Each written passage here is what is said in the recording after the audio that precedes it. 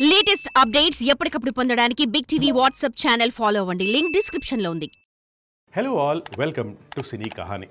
ఇప్పుడు మాత్రం మనకి కల్కి 2898 AD అన్న సినిమా చూసిన తర్వాత అందరూ ఆహా కురుక్షేత్ర యుద్ధం, ఆహా కర్ణుడు అంటూ చాలామంది మాట్లాడుతున్నారు. కానీ నాకు తెలిసి మన వాళ్ళందరికీ ఒక దుర్యోధనుడు, ఒక కర్ణుడు, ఒక శ్రీకృష్ణుడు, శ్రీరాముడు, ఎవరైనా సరే భగవంతుడు అంటే ఆన్ స్క్రీన్ ఎన్టీఆర్ గారే కదా. ఇన్ఫ్యాక్ట్ ఎన్టీఆర్ గారు దుర్యోధనులాగా, కర్ణుడిలాగా ఆయన యాక్ట్ చేసి, అఫ్కోర్స్ ఆ సినిమాని ఆయనే డైరెక్ట్ చేసి, ప్రొడ్యూస్ చేసి, మనందరికీ ఆ సినిమాకి సంబంధించిన బ్యాక్ స్టోరీ తెలుసు. అదే దానవీర సూరకర్ణ. కానీ ఒక ఇంట్రెస్టింగ్ స్టోరీ ఏంటంటే, అప్పట్లో ఆ దానవీర సూరకర్ణ సినిమాకి సంబంధించి నాచారంలోని రామకృష్ణ సినీ స్టూడియోస్లో ఈ దానవీర సూరకర్ణ సినిమాకి సంబంధించిన సెట్ వేశారట.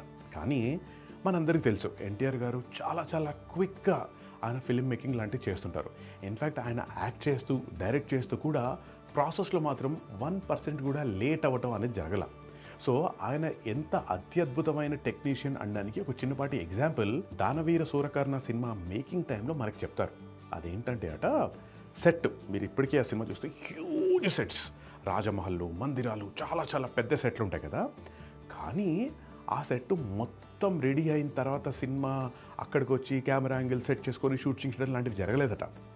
ఆయన సెట్కి వచ్చిన తర్వాత ఏ పార్ట్ అయితే రెడీగా ఉందో, ఫర్ ఎగ్జాంపుల్ సెట్కి వచ్చిన తర్వాత అవుట్ ఆఫ్ 100% ఒకవైపు 20% మాత్రమే రెడీ అయింది, మిగతాది అవ్వలేదు అనుకుంటే, ఆయన మైండ్లో నేను తీస్తున్న షాట్లో, ఈ చోట నేను తీస్తున్న సీన్లో ఈ 20%లో ఏ షాట్ వస్తుంది, ఏ యాంగిల్లో వస్తుంది అంటూ ఆయన ఊహించుకొని ఎగ్జాక్ట్గా ఆయన మైండ్లో ఎడిట్ రన్ చేసుకొని అటువైపు కెమెరా పెట్టి దానికి అనుగుణంగా ఉన్న సీన్ని ఫినిష్ చేసేవారట. అలా సెట్ రెడీ అవుతున్న టైంలో ఇటు సెట్ రెడీ అవుతుంది, అటు సినిమా షూటింగ్ జరుగుతుంది, రెండు ప్యారలల్గా.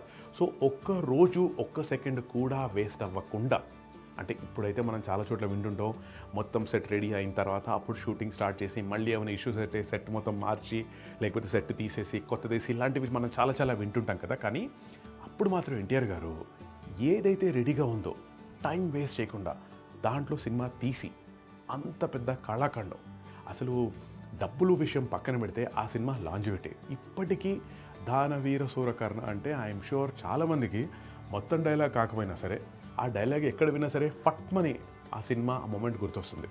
దాట్ ఈస్ సీనియర్ ఎన్టీఆర్ గారు అండ్ దాట్ ఈస్ దానవీర సూరకర్ణ. ఈ మెమరీస్ కోసం ఖచ్చితంగా మీరందరూ ఐఎమ్ షూర్ యూట్యూబ్లో ఉంది, ఒక్కసారైనా చూడాలి దానవీర Soora Karna. For more videos like this, subscribe Big TV channel.